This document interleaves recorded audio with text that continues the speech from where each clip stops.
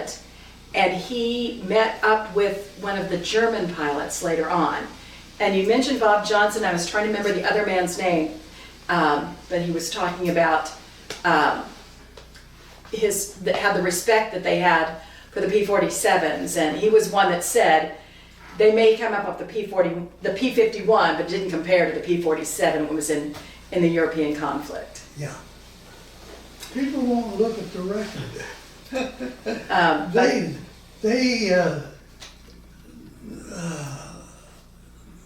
I think Bob Johnson with the 56 fighter group, they refused to give up their P-47s for the P-51. Not too much. Well, it could take a lot of damage for one thing. And Bob Johnson they sent him on a speaking tour to the transition bases that were training in the P-47, and the P-51 came along and was supposed to be the better aircraft for aerial combat. And Johnson didn't believe that, and the record didn't prove it, so they sent him out to speak to those of us training in P-47s, and I don't know who he was, but after Johnson gave his talk, which essentially said that they had no reason to go to the P-51, they're doing the job with the P-47. Some guy in the back says, I still believe that the P-51's better than the P-47. Oh my. And of course Johnson didn't believe it.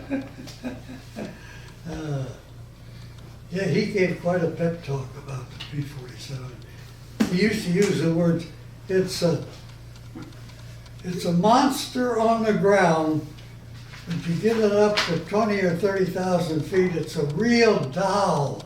That's a good quote. We didn't use the word doll. Oh, okay. It's a real doll in the air. What was the word? What word was it? What word, what? Doll. Doll, sweetheart. Yeah, I know. But did you use a different word than doll? D-O-L-L. D-O-L-L, yeah. Yeah, okay. I get cloth jackets that were better. And they didn't issue white scarves, so you had to if you wore your leather jacket, it was virtually mandatory that you had a white scarf to keep that leather from rubbing a hole in your neck. Oh. And that's a fact. Well, there's the sign that's on it that tells about you. Where's your big magnifier? Mine found it. I got Where's your magnifier, Bob? probably right up there. Your new one? There it is. There.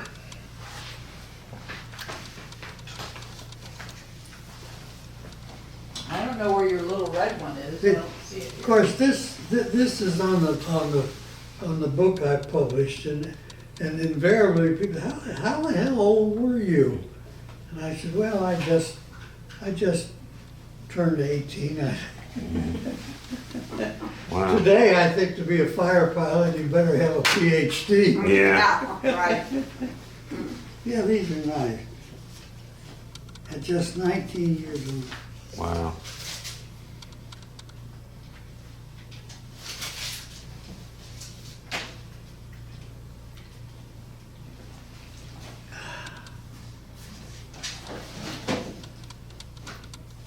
Fortunately,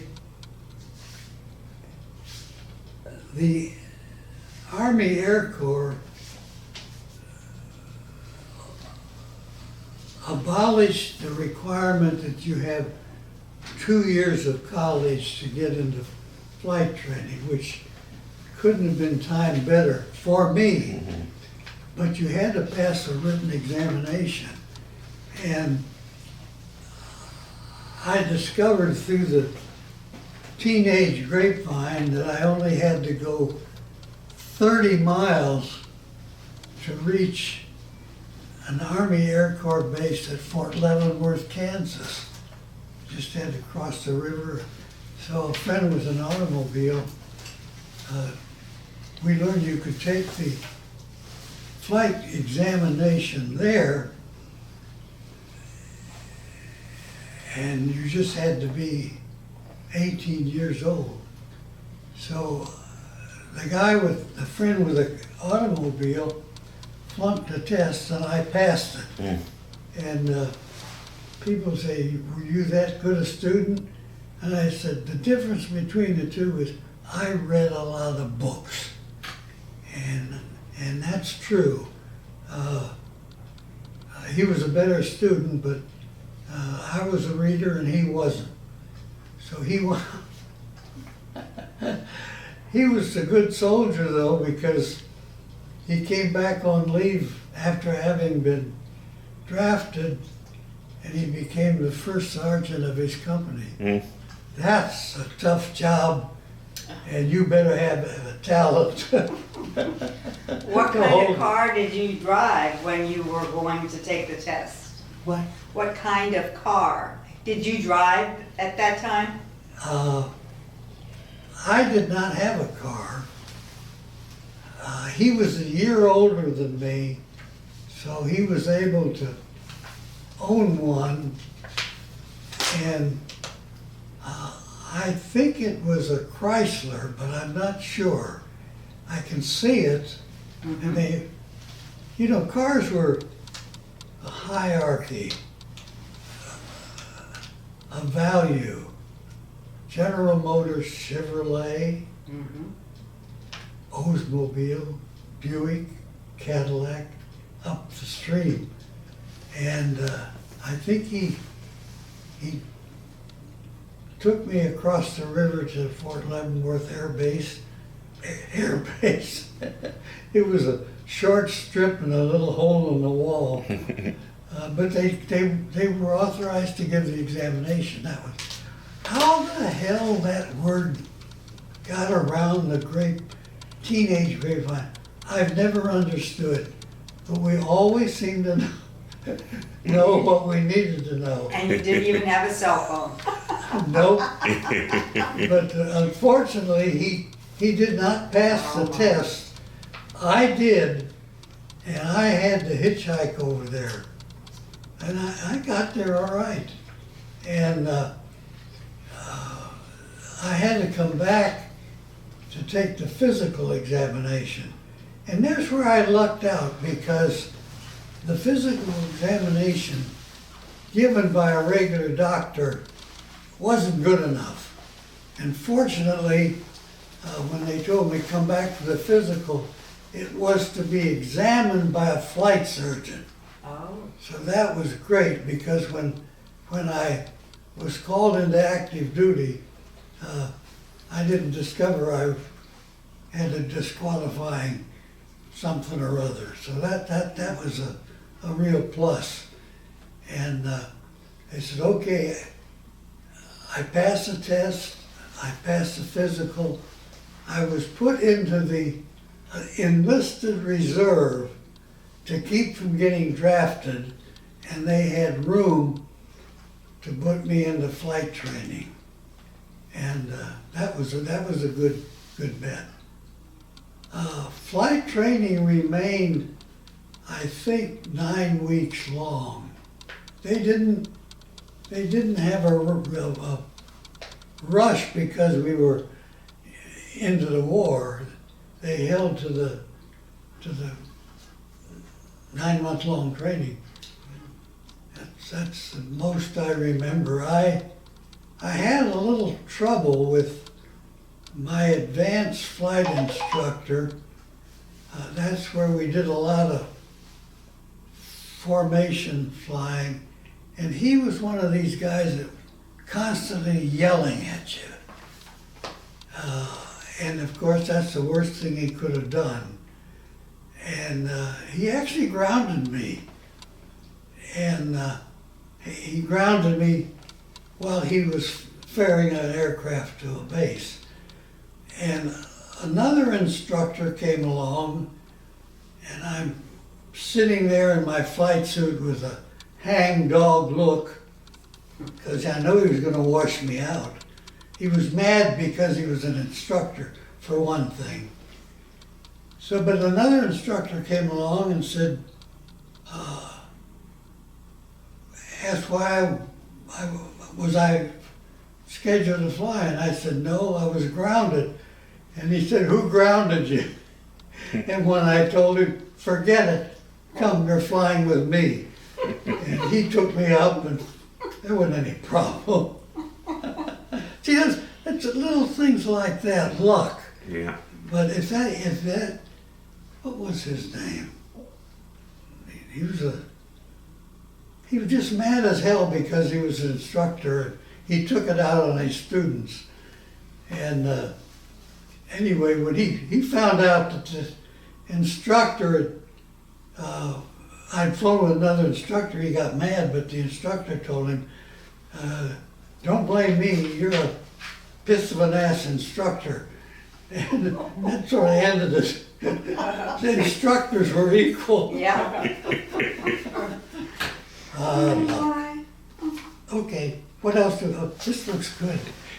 Yeah, I was going to Yeah, show you, we got You the know guy what? that runs the guy that runs our simulator room I did a video, and I don't know if you'll I get it. really appreciated you naming me that. I don't think I earned it. Oh, I think you did. Yeah. There's no question. No question. I certainly do. Dr. Blanc is the person that Bruce is going to show you, and he's kind of in charge So- of the simulator room. This is a P-47. He had this designed on our simulator so people can fly that P-47 on the simulator now. That's Oh, just boy. unbelievable. Yeah. You would, Hey, what do you charge? Yeah, we only charge admission to the museum, and then they can do it. well, on I the, think I told you, any young person that doesn't have the admission, Yes. just turn to me. I've got statistics. well, we had a little boy there on the 80th anniversary. We had a special day where everybody could come out for free, and he was there. And I don't know if he was like 8 or 9, and he went to the simulator. And I said, well, what did you fly? He said, well, I flew the Stearman. I said, did you land it? Well, not the best. He said, I got the P-47. All I did was barrel rolls in the P-47. So he just had a good time and just doing barrel rolls in the P-47. And that was just like, that meant so much to him to be able to do that. That was something. Yeah, I think it's a little tougher to That would have fly. scared me off. That would have made Bobby sick. Yeah, but Oh, a little side exam. Oh, yeah, those man. little kids. I have a neighbor here, I think he died recently, that was a military pilot, and a damn good one, and he made the mistake of barrel rolling a B-24 medium bomber Could you do that? while he was ferrying an Army colonel. Oh, wow. And that got him court-martialed. And that's too bad because they court-martialed a great pilot. And then if he hadn't been flying near clouds, the Army colonel wouldn't even know he's in a barrel roll. It's just so easy. Yeah, I think he died recently, but he was a great pilot. So about the simulator room, do you like It's gonna be great. what you saw? Yes. Like it? Okay. I didn't know Dr. you'd have more than one. Oh, yeah, they just got another one. They had 3 to start with. They moved it from one small room to the hangar and created a big space with curtains around it. And so now they've got 4, and then there's another one in there. The screen is, they're gonna have a TV screen with information about Mr. Huddleston on it. And then upstairs in the mezzanine of the museum, they have another flight simulator for pilots to come in and get their hours banked. Okay, now we didn't call them a simulator. Is that the wrong word? I'm not sure what we did call them. No, but anyway, that was great. But we only had, I remember there was one wherever it was. Yeah, memory's getting bad. Even, Yeah. you gotta remember more. No, I don't. It's the simple life for me. Yeah. Well, I went last week and met with a man. He turned 100 last week, but he worked at the plant building the P-47s. You what? He worked in the plant where they built the P-47s at Republic Aviation. Okay, And then he got drafted into the Army Air, and he joined the Army Air Corps.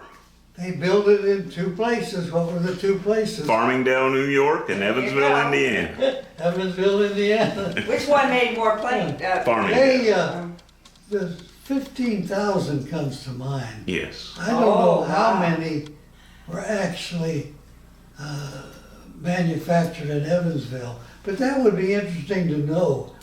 How Well, many, 6,200. okay, and do you have the identifying numbers of all of, that would have been interesting. I For do. me to know if I flew one of them that I was do.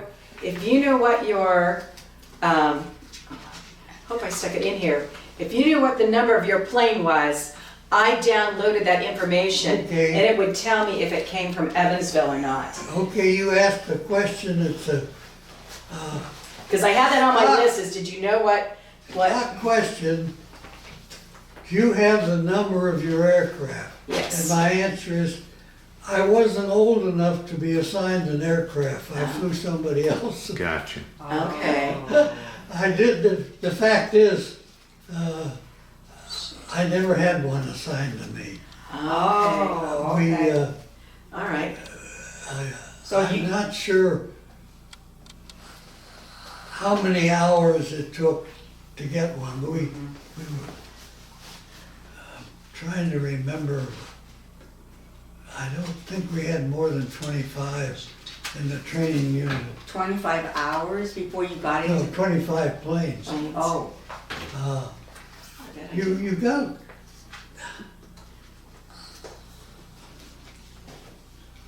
I don't know where I got my facts, but I finally figured it out that by the time I got into combat, the difference between the various pilots and the enemy was the number of hours of training, and the Germans were short of fuel. That's a fact. So I think the Germans went into combat with as little as 10 hours in the aircraft they would take into combat. The British did better than that, and it was about 30 hours, but Americans had so much fuel that you had to have as much as 50 hours before you went into combat. Now, if I'm correct in all that, it shows you how important the availability of fuel was, because the Germans were really handicapped. And the British were much behind. I had plenty of hours. So, I've got my log. I handed it up once. well, I've got it. I'm the one who put it on the display and put all the pins in the map of where you flew, and all these. So I spent a long time doing some of that, where I had that. Lisa presented your information August the 31st when we had an open house at the museum for the end of World War II. So Lisa and Dr. Browning have these huge posters of everything you did, Yeah. taken from your log, and then Lisa put pins in as to where you were flying in or out of. There were there was the official flight log, and then there was the intelligence officer kept a list of each one of my combat missions. That's the one that I have.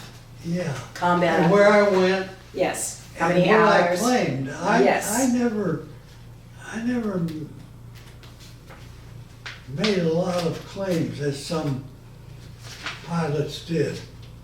It seems that every time they fired their guns, they had a victory. Well, and all of yours would say they were verified. You know, Yeah. it had a verification on there. Yeah. And so when I had I had like one display that just had all of your different missions. Yeah, that's the one I was thinking. And I was Yeah. gonna ask you, because one of your books also refers to it, but before I get to that, I wanna know, what was the name again of your very first base? My very first what? The very first airfield you were stationed at, and when you went, it was like in Belgium, was it how do you pronounce, where you left your uniform in Belgium? St. Troy, Okay, I reported this to the air base at St. Troy, St. Truden in the Flemish, okay, and that was your, then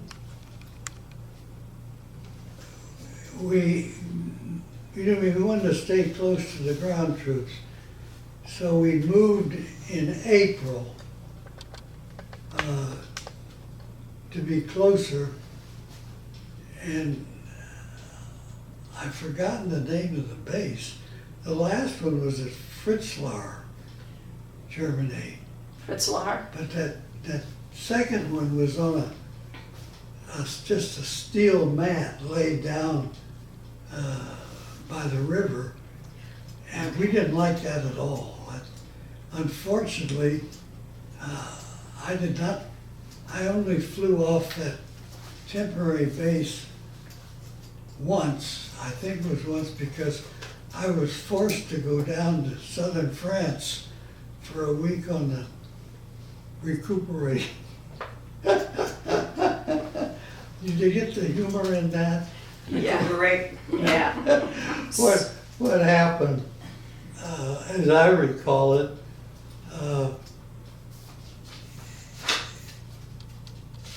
the worst thing a pilot could do, single engine pilot, fighter pilot, is to use his imagination. Keep your mind on what the hell you're doing. I let on landing, I don't know what I was imagining, but it wasn't unusual. You were landing in a crosswind. They didn't lay the mat to match the weather. I let the plane drift off to the right. The wheel caught in the mud, and up on its nose it went. And the only one that was embarrassed was me. And the only one that was mad was the crew chief. Fortunately, I didn't let it drift off into the mud until it was practically stopped. So it just went up and bent the hell out of the propeller and didn't damage the rest of the aircraft. Otherwise, I might have had to pay for it. Did you have the same crew chief all the time? Did you have the same crew chief all the time? No, Okay. no. Remember, I was late in arriving as a replacement pilot, and well, you can see from my. Do you have a copy of the actual 4-man flights we flew in? I don't think, no. Yeah, because that's, I can tell exactly each flight I flew with, whose wing I flew on, and so on. Now, I hope I can find that. Because I have, Is there a file there called military? Yeah, one of those. it's There's one that's a binder. Yes, military right here. Yeah.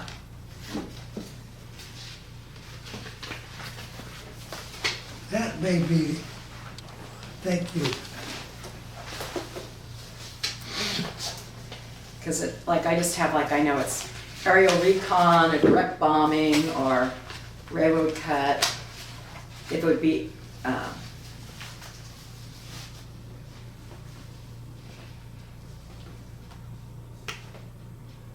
I was a student at the Industrial College at Fort McNair. It's a 10-month course. You might like to have that.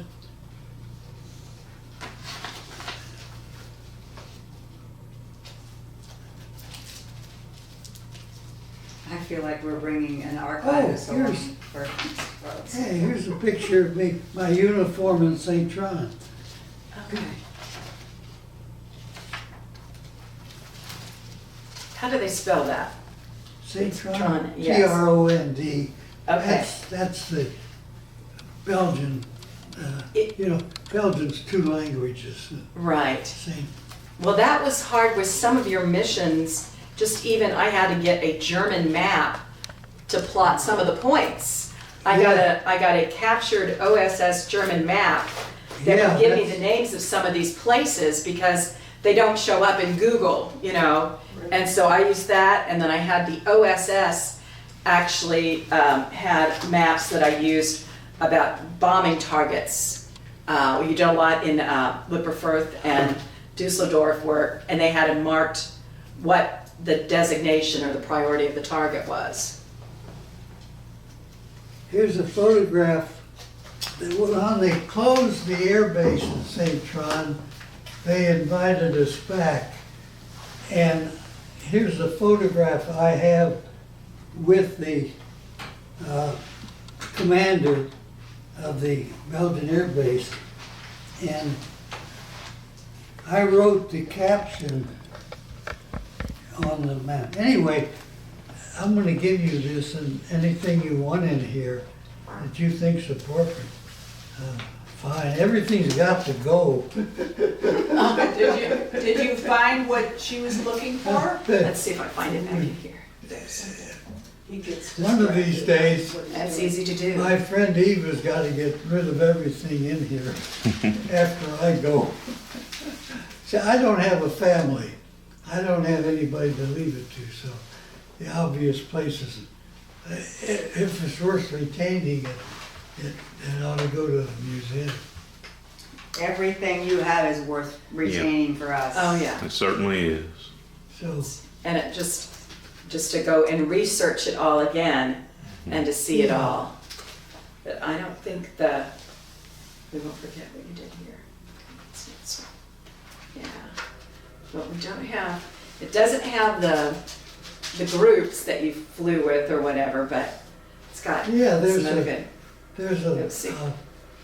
There's one that, it's a copy that the okay, intelligence Here officer you go. gave me all right. at the end of the war. Well, I have this one. It, This is a copy, this is a copy of your copy where I had to make some notes. no, And is this the one you're talking about where, you dropped something. oh, did I? Uh, But that's the one I had. Well, that's good. This. 'Cause that's how I got Yeah, this is good. No, it's actually a copy of who I flew with. Okay, See, we flew in, well, and there's some that would say that you must have been flying with, like Cobb confirmed you hit a railroad cut, and Moon yeah, and Gailing, no, that's that's not. Morgan, Hogan, The one I'm thinking of Bosun, shows McDade, the the actual actual group. element leader, wingman, No. And element that. leader, wingman. I Okay. have several copies of those, and that shows whose wing I flew on. Oh, okay, And so it's in one of those. Yeah, those red boxes, I mean, it's got everything mixed up. Where's the red boxes? You're back over there. Oh, I know there's some papers Hey. in there, we'll have to go through there. It's just a mishmash. Did you put the red box back? I put them back, yes. Could you pull them out again? All right, you want me to look through there? That must be where I saw it. You want Bruce, you want But Bruce to it's- help you? No, I That shirt, I love that shirt. It includes, Everybody likes that one. I could wear that with Rosie. we had Headband. She could. a captain that did a tour in the Pacific before coming to the 404th Fighter Group. And his name was Francis. And, oh, thank you. You look in that one, I'll look in the other.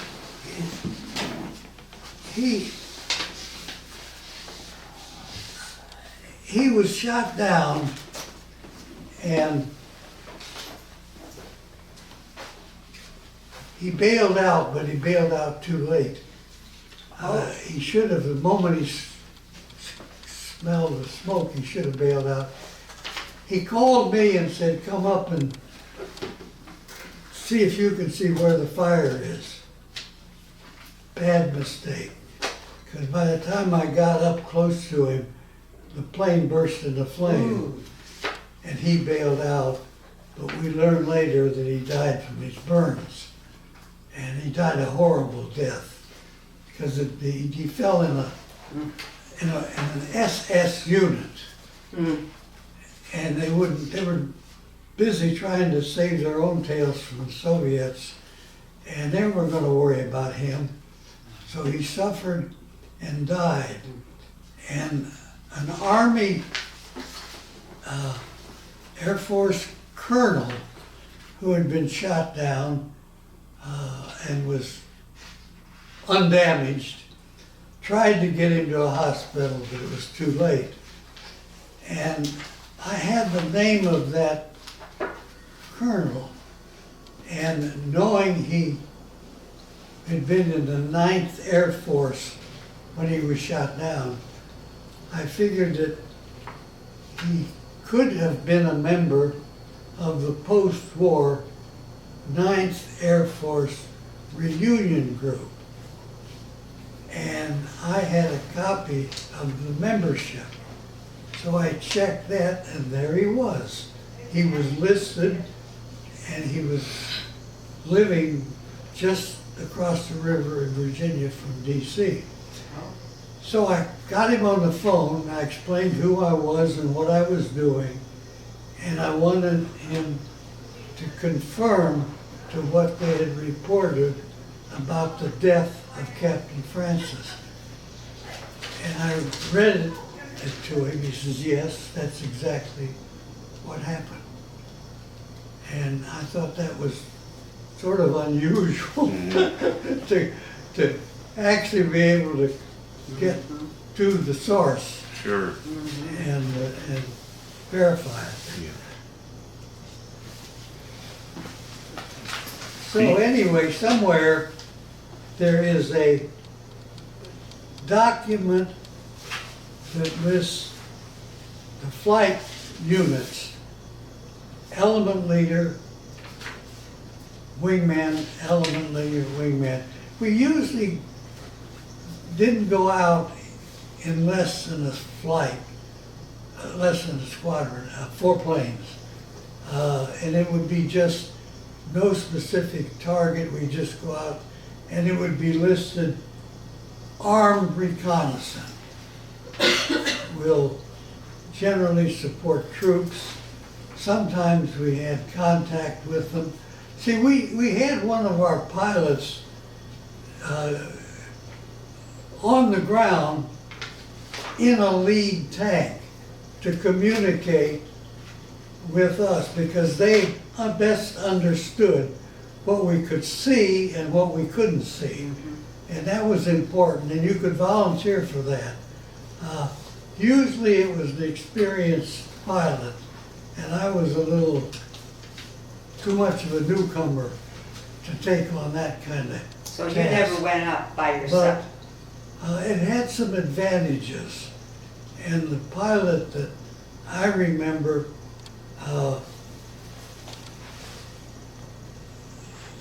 served to sort of spot the targets,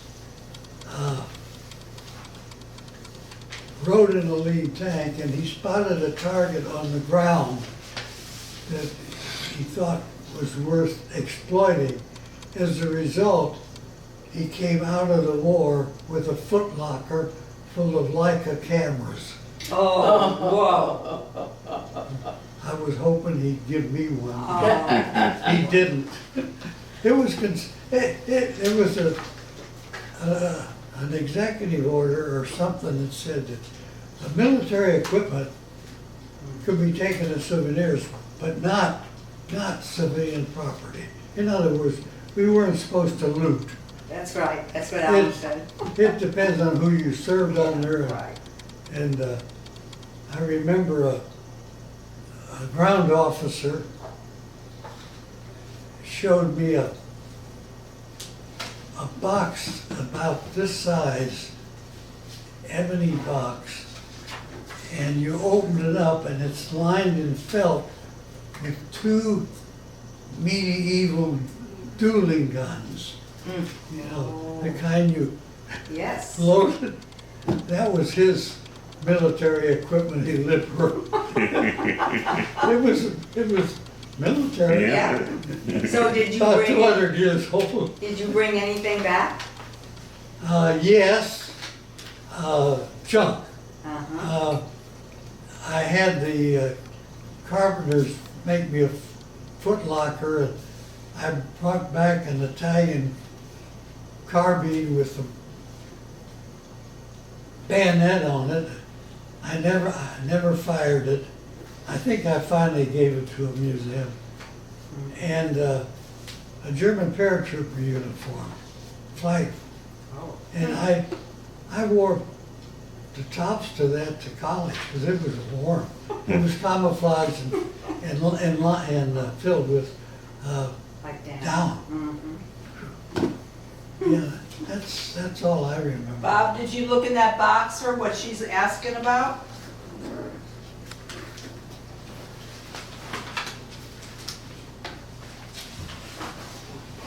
Here's a picture, a recent picture of me taken by John. It's part of the fact I published a book. It says, the author, March 2020, and it's me, but what's interesting, it's wearing my little P-47 in my, Oh, you can have P-47 it. Oh, You can they have have that. pin then. yeah. So I tried to find P-47 pins for the map, but my map would have to be so big for all his missions to put them on there. Oh, do you still have So that? you have 47 copies of my books. Yeah, he has that on CD. Yeah, I brought him and I had some questions about one of them that relates to one of your missions. pin? Lisa brought your books along so she could talk to you. Now, do you have the pin of the P-47? Yeah. I've never seen one. I don't know where Pepita, my late wife, got that, but I would bet a guess it was at the Air and Space Museum. You know, they have a gift shop. Oh, And- okay. All you'd have to do is pick up the phone call and ask them if Yeah. they have a lapel button Saw that. P-47. Yeah, this is just some old photographs, and if any are related. Do you think it'd be okay if I go with my hot tub and find it? Yeah, I got it. Now, I did not, My hot tub come? Oh. I provided the photograph, but my Yes. Yeah. publisher came up with the most remarkable life. I like that anyway. Yeah. I like Yeah. It was This is interesting. one of those. Is it a P-47? I don't know, that doesn't look. I'm just kidding, Picture, Ace. but I don't know. See what's in here. They should be selling those in the gift shop. Ooh, Yes. Well, I tried, like I said, I tried to find, It doesn't look like there's color. they have This is the. aircraft That push is? pins. Yeah, because I just took it off that suit. Oh, wow. But I don't know if it's a P-47. this is Let's see. I'll be right back. Okay. Okay. All right. Oh, I gotta give you There's this. canopy. Somebody named Yes. Christopher Bram, author of The Art of History, said this about my book. Love and War, Father and Son in Two World Wars, 5:30? Okay. by Robert Huddleston, deftly Yeah. packs two I'm gonna lives make a note to get and two pins. wars into this impressive short novel. It's beautifully executed, The paint full job. of vivid details and real experience. Hey, that's the only review of my book, and it's Yeah, cool. the best one. Okay, we got this. If you're gonna feature me, I'm gonna, here's a list of my publications. Okay. Is that really good? This is that.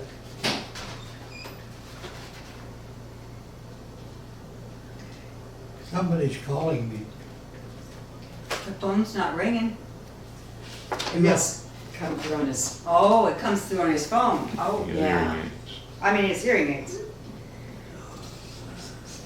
I'm just looking to see if there's anything worthwhile. That's my wife. this one. I've seen that. I saw it. Have you seen that one? Me at a reunion. We had lots of reunions.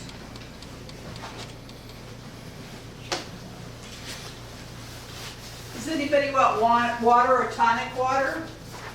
I don't, maybe these guys do. I'm good, thank you. I could use just some water. Just plain? My throat. While you're looking through that, can I ask you some other questions? Sure. Okay, so this is just kind of like more on the fun side. So after your missions and you flew back, what did you do afterwards? Were you ever in a spot where you got to socialize, or did you mainly just go back and hit the rack, or was there a local? Okay, we were debriefed by the intelligence officer. His name was Joe Cohen, C-O-A-N, from Maryland. He was a lawyer, captain, hell of a nice guy. And we were supposed to get 2 ounces of bourbon after every mission. And since we had an active bar, well loaded with scotch, and most of us by then drank scotch, we did not take our 2 ounces after the mission. We waited till we had enough missions to have a full bottle. That's a fact. I believe it. And Joe Cohen Sandy Connor. debriefed us, and Sorry. he always ended up with a statement, "You didn't do enough damage to the Germans to justify your 2.5 shot."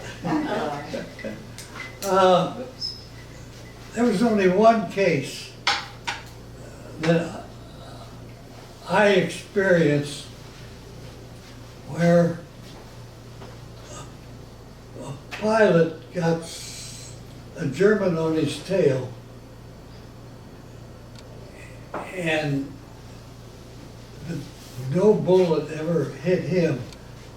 But we had behind the cockpit a sheet of steel. Oh, I didn't know that. But he could hear that German bullets that would have gone into his back had we not had that steel plate.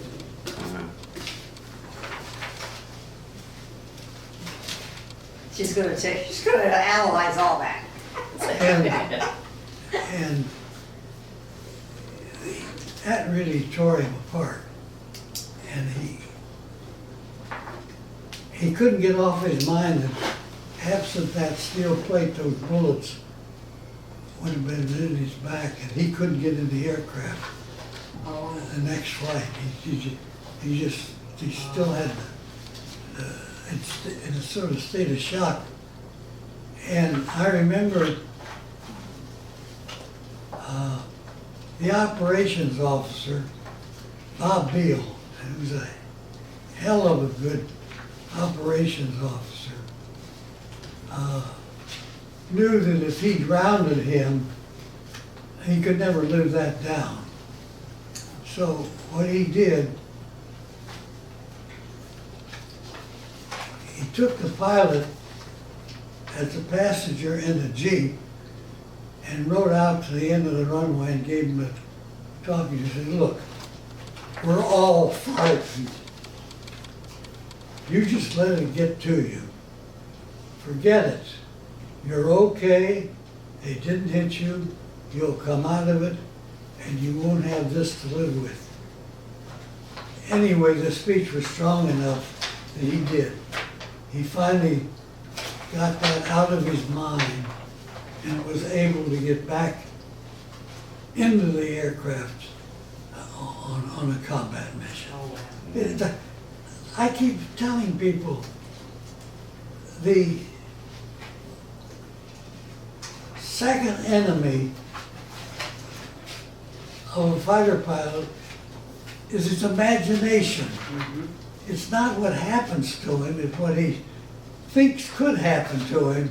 And if that gets to him, he's got a problem. So I was too young and dumb to let my imagination. So youth probably was I quite- never really had a problem. And I say I was only really in aerial combat once. And once one got away because I spotted an ME-109 on the ground, practically on the ground. And my eyes were really in good shape. And I called out to the leader, there's a 109 on the ground, can I go after it? Go get him, but then join us as fast as you can. And that would have been a sitting duck, but I made a mistake. My inexperience, I took my eyes off of him, and he must have darted into a canyon side. Anyway, when I concentrated back, I lost him.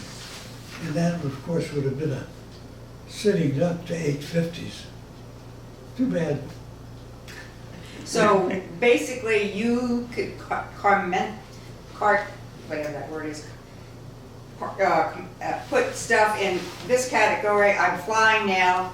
I'm not scared over here. You just had this on your vision all the time. That was when you were flying. Most of the time, everything was right on target. You didn't deviate. You didn't think about anything else. Shouldn't. Yeah. You shouldn't. It's hard to avoid it. Flying is delightful. And not under combat. If nobody's shooting at you. That's it. Yeah.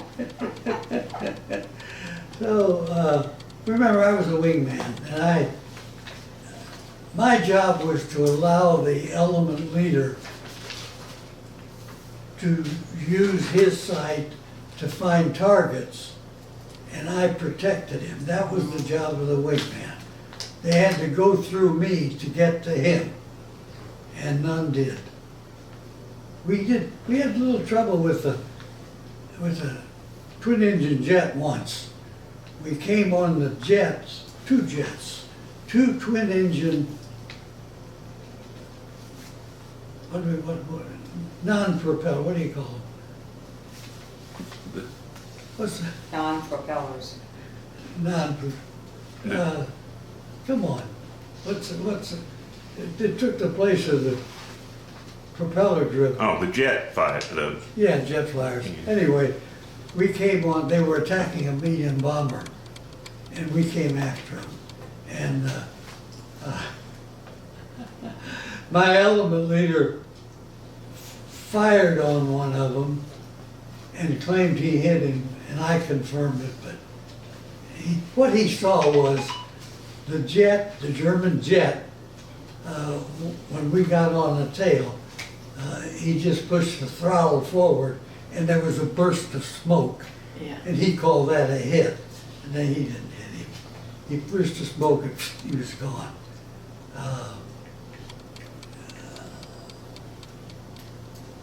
Let's see, what else was I saying? But that was about it. That's, they were down and out by then. As I say, they were, the new pilots were getting very little training and going into combat. That's unfortunate, but that's the way it was. Mr. Huddleston, one of our volunteers wanted me to ask you what plane you flew during your preliminary training. What type of plane did you have your preliminary training in? Yeah. The primary aircraft, there were two of them in use. The twin wing Stearman, which I did not fly, and the Fairchild PT-19, which was a rugged monoplane. And when we say rugged, you could drop it in landing from 50 feet and it would hold together. And then we went to the Vultee Basic Trainer 13, BT-13. And then we went to what I consider probably the best aircraft in World War II, the AT-6. We called it the AT-6. That forever, it was literally a fighter aircraft, still a trainer, but it was a wonderful aircraft. It would do anything the B-47 could do with a P-51. It was really a wonder. Unfortunately, it was for sale after the war at a good price, but only doctors could afford the gasoline. That's my pet. It did gulp down a lot of fuel. Yeah. The best airplane to buy after the war, I guess, was a Stearman or a PT-19. You had to have a maintenance ability. You had to have a crew chief someplace, but I envied they were cheap. You could buy. I remember one airport had a list of what you would pay for a surplus World War II Army plane, and you could get a training plane for about $1,500. But again, you had to have the maintenance and the fuel. Right. I have another question for you. Do you remember what you were doing when you heard that the Germans had surrendered on VE Day? Vividly. Could you tell us about that? No, it's top secret. Okay. We were getting restless. So the wise leader organized a softball tournament. Now you had 3 squadrons, each with a team, another team of officers, and then you had a headquarters team. And the team that won the softball tournament got a week in London. Oh. And there were hundreds, if not thousands, of young ladies eager to see them. And I mean, Eager. I'm not an athlete, but they did put me in right field. And I'm out in right field, listening to the loudspeaker announce that the Germans had surrendered, and lo and behold came this voice, "Huddleston, get your head out of your ass." That was the end of the. You know, I'm That's telling the truth. So anyway, I qualified to get on the team to go to London, but they came along and wanted volunteers to go into what would be the Russian, the Soviet zone, and get out what they wanted. So I volunteered for that. So I didn't get my leave in London, but I'm really glad I took that volunteer, because then I got to see what happened on their side. And of course I could see the damages. And I saw one thing that I've written about, and I always do when I can. I was in what was to be the Russian zone looking for what equipment they had that we wanted to get out of there. And I ran across, what I'd do, I would stop and ask a ground occupying force, you know any German manufacturing plants that we might find and report on? See what I would do? I would find something we should take and notify back for someone with a truck to come and get them. So they notified that they did pass through a village, and there was some manufacturing going on. They just vaguely remember that, but they gave me the name of the village. I had a driver, and I was the passenger, and I had a sergeant with a machine gun riding along with us. And it was needed. There were some Germans that didn't like us. So we went fully armed. So anyway, I tracked down this manufacturing plant. And it was a room full of little old ladies still making swastika flags. Then nobody told them not to. Yeah. And I said, look, your world's collapsing around you. What would you do? What you always did. Made swastika flags. You're breaking out some funnies that really are true. Yeah. I'm very mindful of the way it was when I went on this so-called disarmament unit. Was that Operation Lusty? Was that the? Yeah, Operation. Lusty stands for German technology. I forgot just how those words went, but yeah, it was Luftwaffe tech.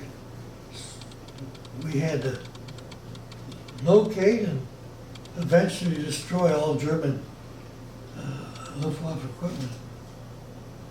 I don't recall. We went after the jet aircraft. They were obviously well ahead of us in jet aircraft, and we found that and reported back, and they would.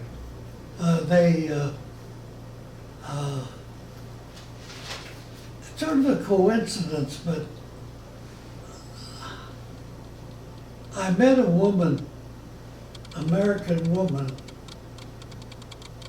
whose husband was chosen to identify and bring into our control all advanced Luftwaffe equipment, and they had a lot. They were really working at it, and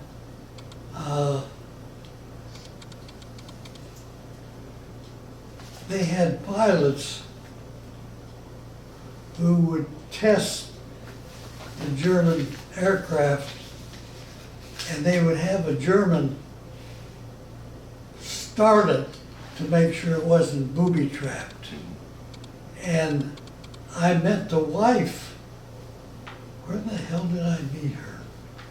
And she didn't know, I mentioned that I had met her husband who was testing German aircraft, and she didn't know anything about that. Wow. But he always had a German start the aircraft. Smart. The weapons that you used with the P-47. I know the 850 calibers. That was a lot of power. And then, how often did you drop bombs? Did you strafe more than anything? No, I think we practically always dropped bombs. Okay. And I remember once, we were trained in dive bombing. Mm-hmm. We got special training.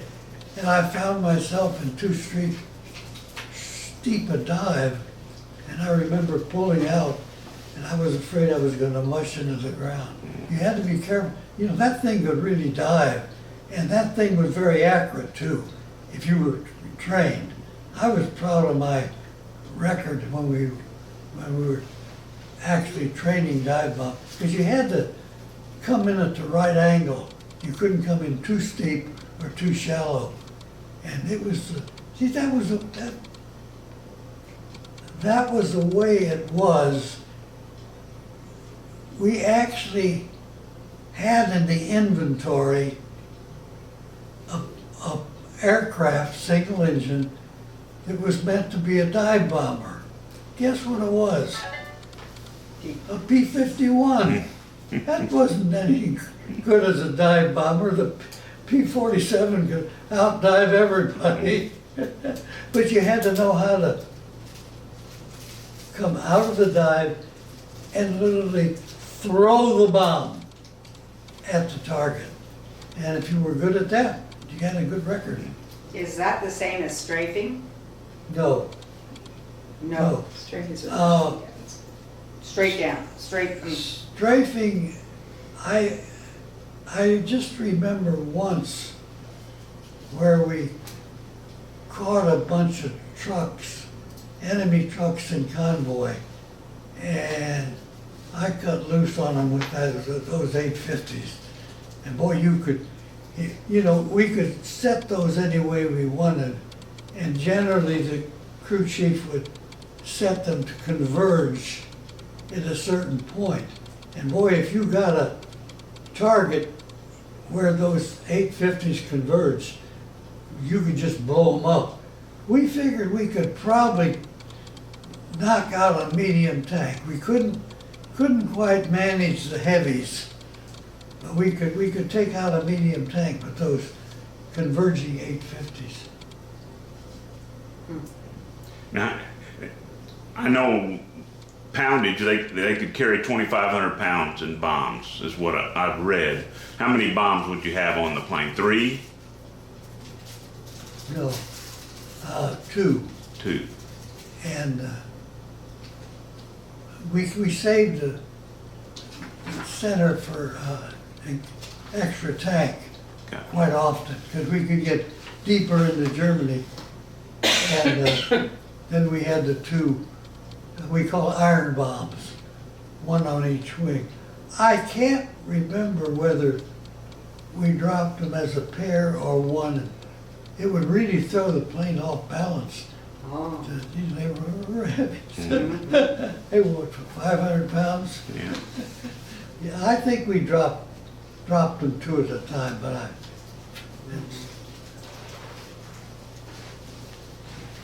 was going to ask, well, what about in the defense of the Rhine? Were you doing, that was a lot of ground support with that, or, I mean? yes.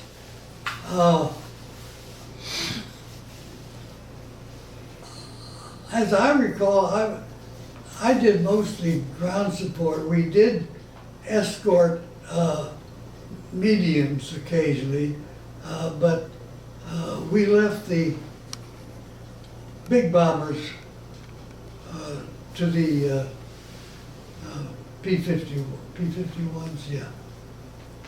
Now, early in the war, of course, the P-47 was used as bomber escort, and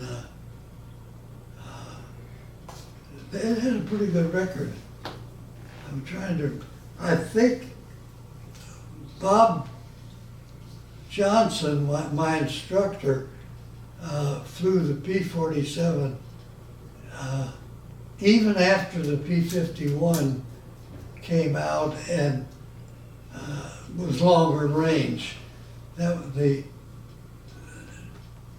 really get deep into the enemy territory, P-47 had to carry an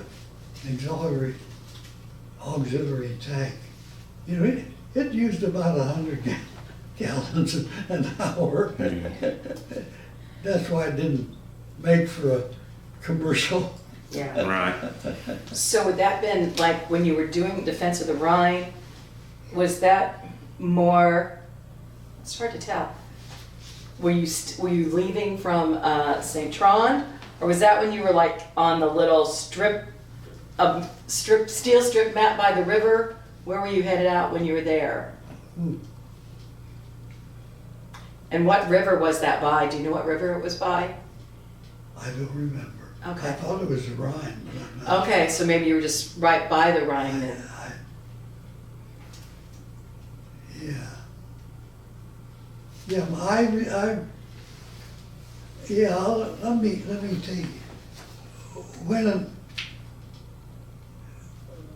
When I finished transition, that is transition to the P-47 in combat,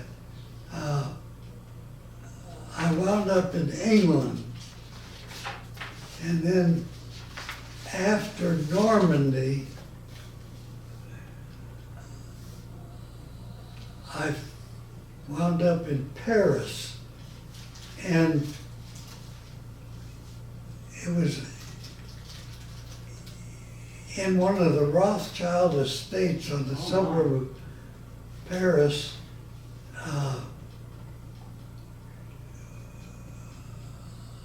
There was I think there was 4 of us. I remember Mark O'Connor, because one, he was a flight officer, which was rare, and we had been together quite a bit. We all reported to a place in Paris where combat units would request replacements. And I remember it was you ever been in a bookie joint? Well, my parents played the horses, and they always go to a bookie joint at home. It's where you have a board with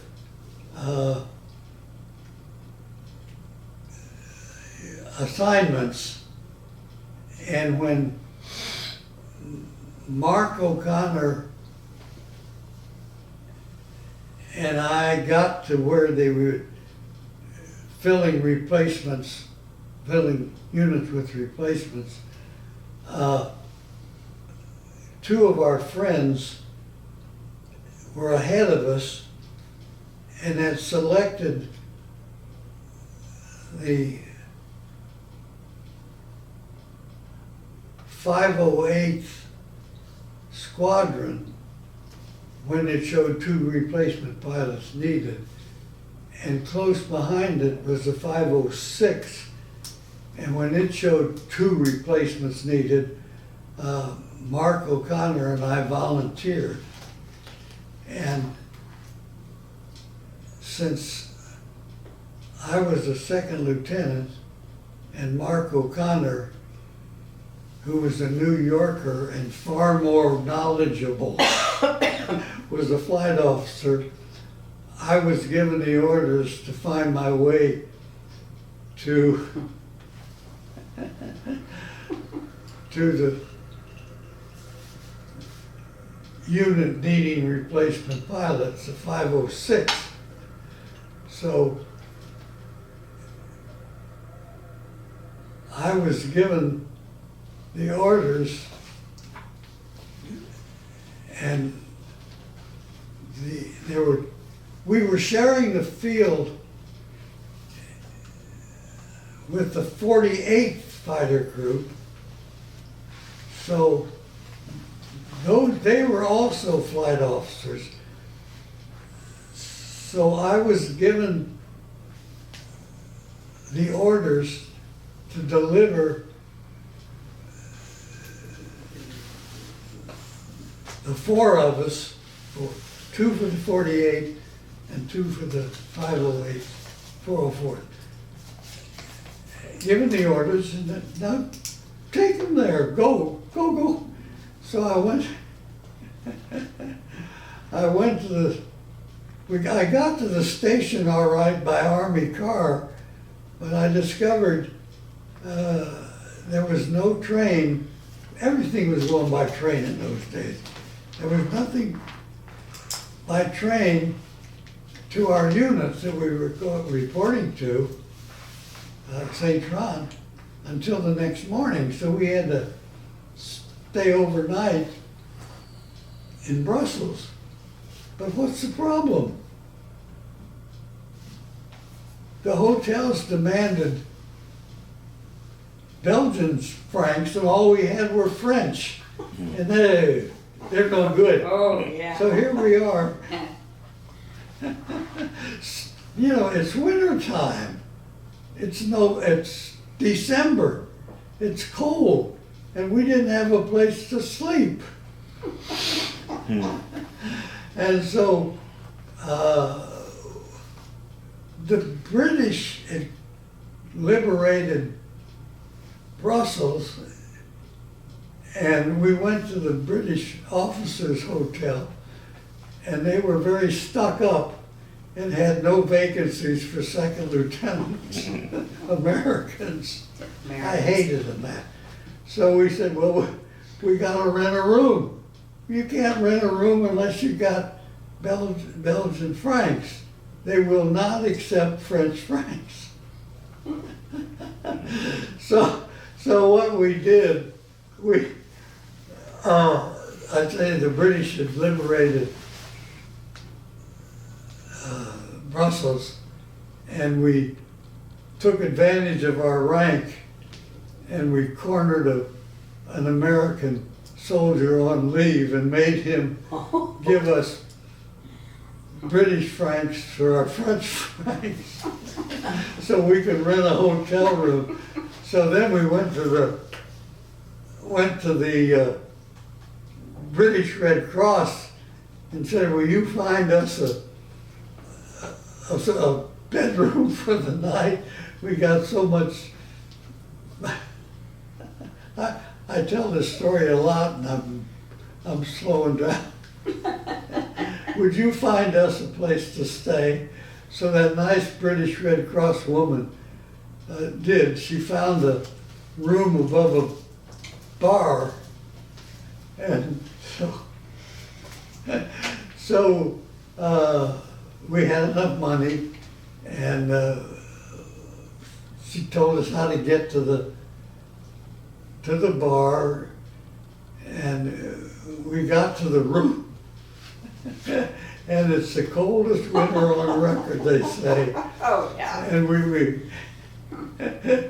we get all bundled up in bed, and lo and behold, the bedroom is just separated from the next room by plywood, and you could, as if they were in the same room, and you're smiling, so you guessed what was going on.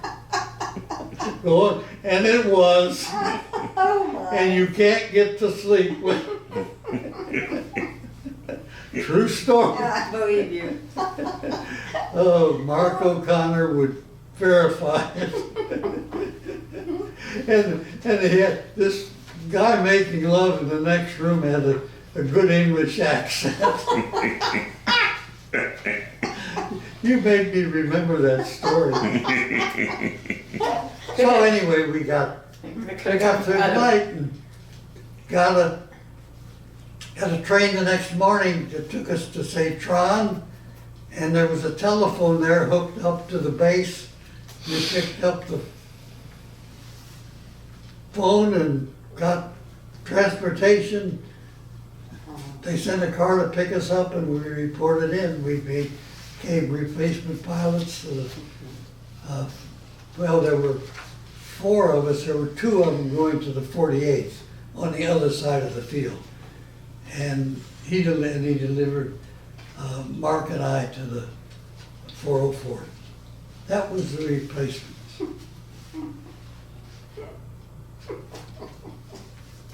Those are all my war stories. I love them, I love them. What about your bombing? I think you did like one or 2 raids in Berlin. Bombing in Berlin. Was there just like one where you, I like- did not get to Berlin, so it's probably just something well, and this is what was confusing because it called it a station and railroad car damaged at Feld. And when you look up Feld, now it says that's Berlin. And so it's confusing as to where that is. So, Berlin. okay, so I need to look that up. Like I said, I was looking on my my German map and trying to find where that would be. There's different areas of how they marked it. So, I understood at the time that it took about 75 missions and then send you home. And I had 36, so I had about a half a tour. And because the odds are against you stay too long. Remember, the best weapons the Germans came up with, in my opinion, was the 8mm cannon. They had that thing as an anti-aircraft gun. They had it in an artillery piece. They had it on their tanks. And you went against that, you were at risk. That was a fabulous weapon. 88mm.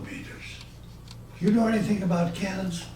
Not a lot, but is that the same one they had on the Tiger tank though, right? That's right. They used it anti-tank gun as well as a tank gun and so on. 88mm. We had somebody wrote a poem about that, and I kept it for years. I kept it in my flight jacket, but I finally said, what the hell am I keeping this for? Yeah. What were your Ode to the 88. Ode to the 88. What were your barracks like? When you were in the barracks or where you slept, what were the conditions? In the what? Is that the wrong word, barracks? Your- Your sleeping quarters when you were on a base. Ah, What was that like? I never asked anybody that question. okay. I reported to combat during the Battle of the Bulge. Better known officially as the Argonne Force. I know. Anyway, it's on my record. It's offensive. And it was cold. And dumb me, I got about 6 blankets. I reported in, and I had a cot to sleep on. Netflix are teaming up to host And a I didn't fan have event. sense enough to put a couple of blankets on the bottom. Oh. Because all that cold air was coming up through my that tent. And yeah, it was during the Battle of the Bulge, and that's on my combat record. Mm. What was the naming? Ardennes, The Ardennes. fancy. Yes. I could look it up. The Ardennes what? Yeah, I've got Offensive. The official name for it, I yeah. have an official copy of my record, and I was in 2 battles.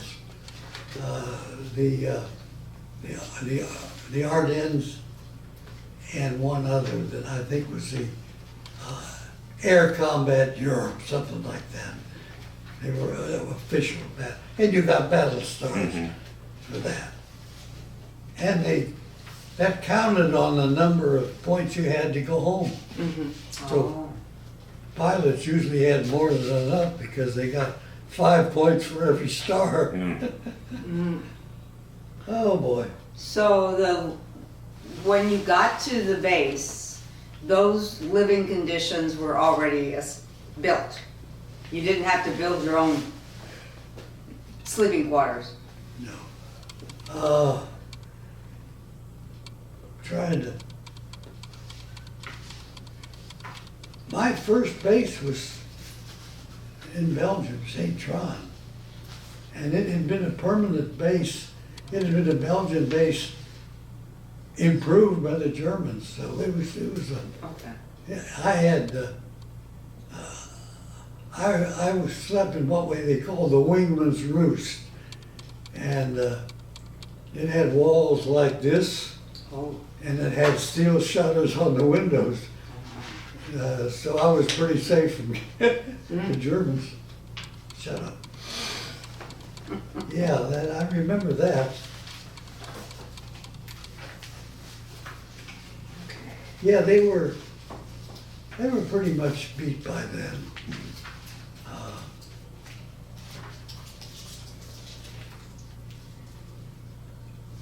Was it the mission that was headed towards Prague where you strafed the the Nazi? I am getting more and more convinced that I actually strafed the third ranking Nazi. Just, Yeah, I've got that. No, I have I mine. have a book about it. Oh, I have mine all marked up. Look at Were this. questions I was gonna go through, that I kind of went through to make sure I had Yeah, everything yeah. correct. Yeah, Well- because it was like, like toward the end, but it was like, kind of starting like how I guess it was General Kammler, or, Yeah, well, that- it was, to me, it was obvious he was trying to escape capture by the Soviets. So when a flight of us, probably a squadron, was sent to strafe reinforcements going into Prague. They didn't, the SS had run out of replacements. We found they were coming out of Prague to escape the Soviets, and they're the ones we went after. And I convinced myself that one of the leading Germans, being Kammler, he was a bad guy, real bad guy. He was the guy that built Auschwitz. that one. And what it was, I guess what was interesting about was like, he was a Nazi before Nazis were popular. He was he didn't have to be convinced. He read it, he just, Yeah. joined right in. Yeah. But when you start your book, and it's kind of like told from the reporter, let's see, Bert Wellborn, is that? So, like, did you know Bert, or did you just find some of his information where he was talking about how that was when supposedly, I guess, Kammler had pushed somebody else off a ledge. How is it like? Okay. He, Kammler must have pushed Baumann off into a pit or something in, was it New Mexico or Nevada? Where was he at? Let me go back to this. So it starts out, the death was in the West, and, like at the very start, it's like, he did that, he was trying to make sure that he was going to be the last survivor that was gonna get all the German money that was hidden in the Yeah, Swiss that's bank fiction. account. I forgot. It was like, well, it's like trying to determine, like, you have so much fiction intermingled with other supporting Oh, yeah. facts. Because Yeah. you've got all about, the von Braun and all the people he brought See, over. Wait till I, it starts on that one. I'm one of the unfortunate few people who believe that von Braun was a verified criminal, war criminal. He really was. But we decided we could use his skill, so we airbrushed his record. But anyway, whenever I get a chance, I remind people that he was a gung-ho Nazi and should have been tried and punished. Did he? We admitted that someplace, but I forgot where it is. But anyway, I put this story together again, trying to deliver the truth through fiction. We airbrushed his record. We made him a hero when he should have been hung. We tend to do that. Yeah. They use that quote for the greater good, it's like, Aye. better we get them than the Russians get them, so we can, Then that box that Eva had,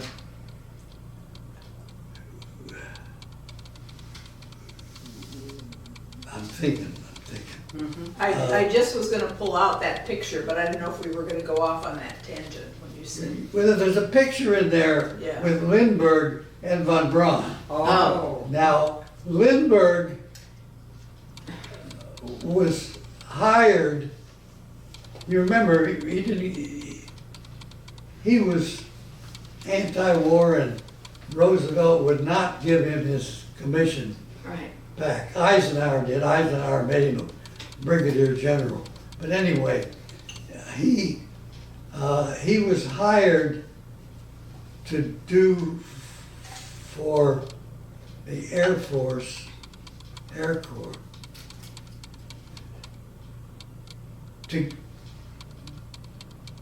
I'm trying to put this into perspective. Anyway, he wound up working for United Technology to capture exotic German equipment that we could benefit from. So he was on the same exercise that I was on, so-called disarmament unit. And he wrote in his autobiography and had a picture on the use of slave labor by the Germans.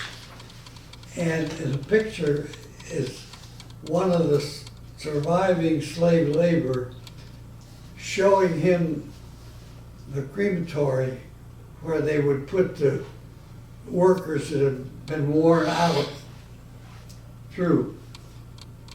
In spite of that, he developed a personal, friendly relationship with von Braun. But he knew what he did. He knew that he used slave labor until they were worn out, then cremated them, and he saw the crematory. So I don't understand people like that. They argue that, well, our enemy's enemy is now our friend type thing. And the war's over, so let's be good to them. There's crime and punishment, and I fully believe in it. And he never got punished. In fact, he was made a hero. Ah! Did you know about that? Yeah.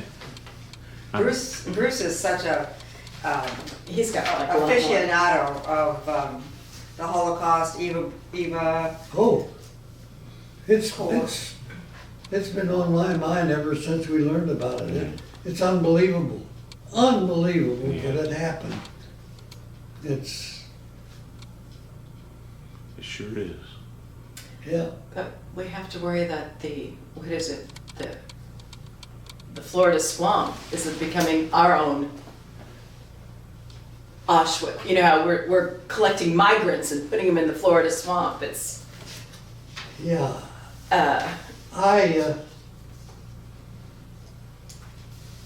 I had to publish that book about Cameron because nobody knew who he was. And here he was, the guy that built Auschwitz. He was a trained engineer. And just different ways of educating people. well, And fiction is a good way to communicate.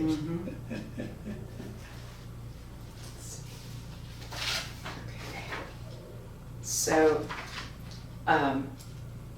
what, after the war, when you left the military, or maybe while you were still in the military, you went to White Sands?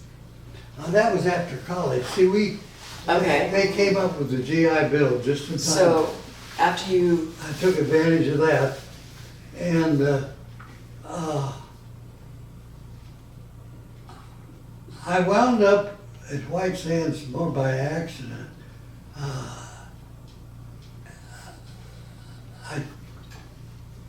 I took the GI Bill at the University of Missouri, or Missouri, and I had a lot of trouble getting started. My sister husband was a disabled World War II veteran, which had top priority for any government job. His disability was a bullet grazed his butt. And his wife kept saying he's too lazy to build a deeper foxhole. But a wound was a wound. And he was #1 on the civil service list. And he got a job with the Atomic Energy Commission in Los Alamos, New Mexico. They did not call them guards, they called them security officials because they had nice uniforms and they escorted the trucks that took atomic bombs out of Los Alamos. So I guess that was reasonable enough. If an enemy could have bought one, they would have. Was your sister younger or older? Older. Yeah, she was 2.5 years older. I got along well with her husband, but he was terribly undereducated, but he knew everything. And you know the type. That's the worst kind. When I had trouble getting a job, I smoked his cigarettes, so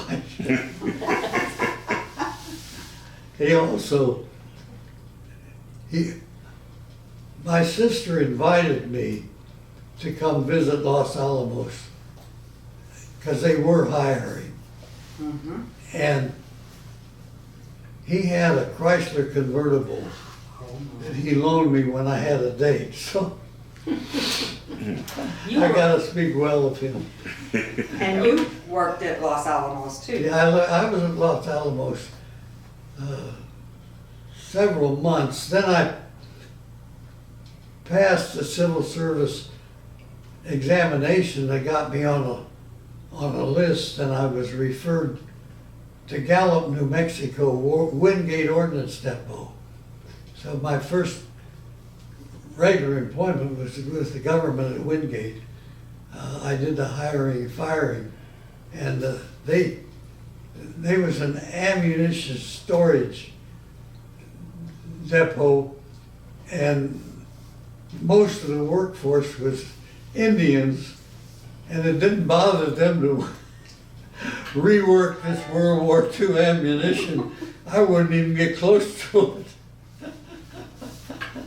Yeah, that was a good experience. I liked Gallup. I made some nice friends there.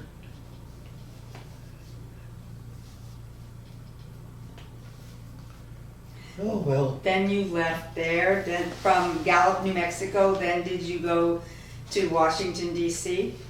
I always wanted to go to Washington. I wanted to work for the government in Washington. And I finally went to work for the wife. I met the personnel director in a meeting, and he offered me a job at White Sands. Now, the government is simply coming in from the outside. You had to compete, but once you competed, you could move anywhere within the government career service. So I met him. He liked me, and I knew I was going to have to leave Gallup for a better job because they limited appointments. And sure enough, he came through a few weeks later with a promotion and says, "Come on and join me at White Sands." And that was interesting. I always was glad I did that. And eventually, I got to know the people in Washington. Because I was a bachelor, they tended to use me for training sessions. I didn't mind being gone for a week or two. And a wife with kids in school is a little different. So I got to know the people in Washington. That was with the Ordnance Corps. That is the largest unit in the U.S. Army, the Ordnance Corps, I think, still. But I liked Washington. So what did you do specifically at White Sands?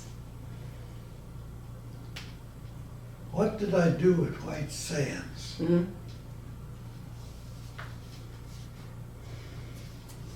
I hired and fired. Hired and fired again? Okay. And we had a little problem with Indians. They were good workers, especially for an ammunition plant. They weren't afraid of dealing with that old stuff. But they also had a little plot of land the government gave them that they could plow, farm or raise cattle or that's something. Anyway, what I'm leading up to is they didn't always come to work.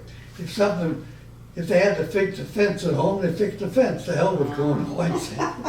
So what do? The Army had a table of standard penalties. First time they didn't show up, we reprimand them. Second time, we sent them home for a couple of days. That confused them. Wait a minute, I didn't come to work, so you're going to send me home for a couple of days? Does that sound like suspension in school? Yeah. I mean, it's like, okay, you're Yes. rewarding them. White man's strange. Yes. Yeah, that was true. Table of standard. So, when you got to DC then, what was your job in DC? When you got to Washington, DC? I didn't last long with Army. Okay. A friend of mine, the space agency had in its law the Goddard Space Flight Center, the first government agency actually established by the space age.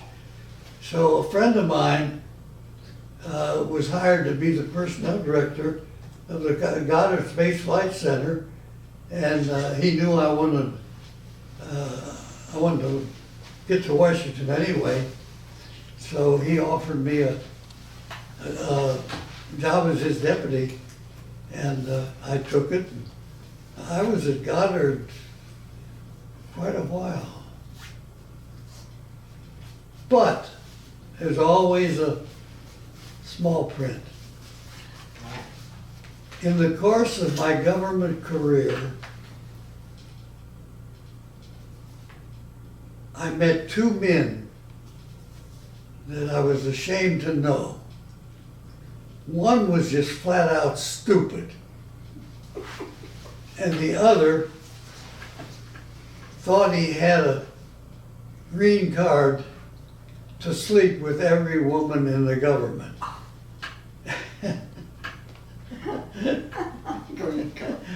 True story. It's okay. Actually, They made a movie out of it, Executive Suite or whatever. oh, You know that movie Executive Suite? That's the movie Executive Suite with Yes. Fred McMurray. yes, Yeah, yeah, reminds me of that. yeah, that's true.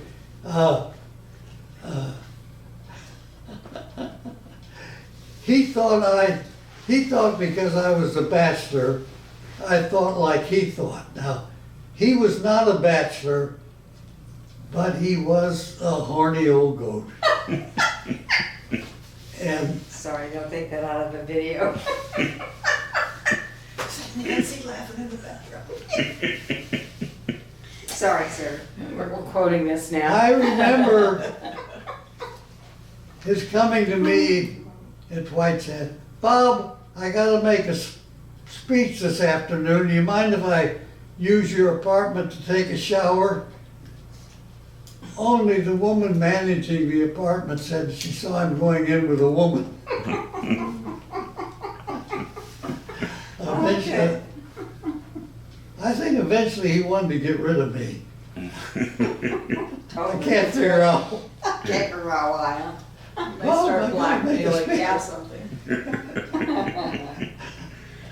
Oh my. You know, I'm gonna reread my book, A Remarkable. Yeah, he was We something. need the spicy version. Yeah. Spice it up. They,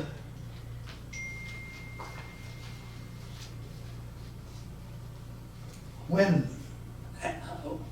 I was married to Pepita, I wanted her to see White Sand, so I lined it up. I knew people there, so I took her out. They had caught up with him, and they put him in a isolated room, just to. They weren't gonna fire. You don't fire people. Nobody fires people. If your boss calls you in and says, I'm gonna fire you, you quit. You don't wait till he gives you a formal. And I had a boss that really got rid of troubled employees that way. He'd call them in and said, look, I got a letter here that says we're gonna fire you. Now, I can't stop you from resigning if that's your choice. Okay. And that's good. Because once he delivered that letter, it was official. And you had to apply for a job saying you'd been fired. But if he never gave it to you, you could say you quit. Could be solid reasoning. But this guy was a real character. So Oh. how did you meet Pepita? How did you meet Pepita?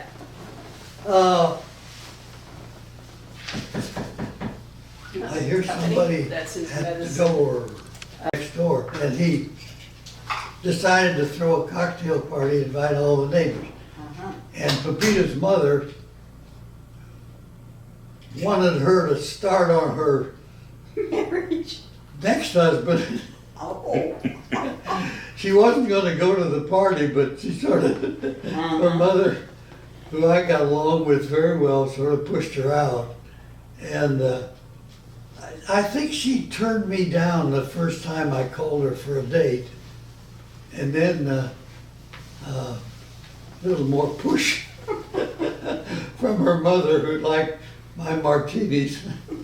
Bob, I'm gonna interrupt And, for a minute. Bob, Yeah.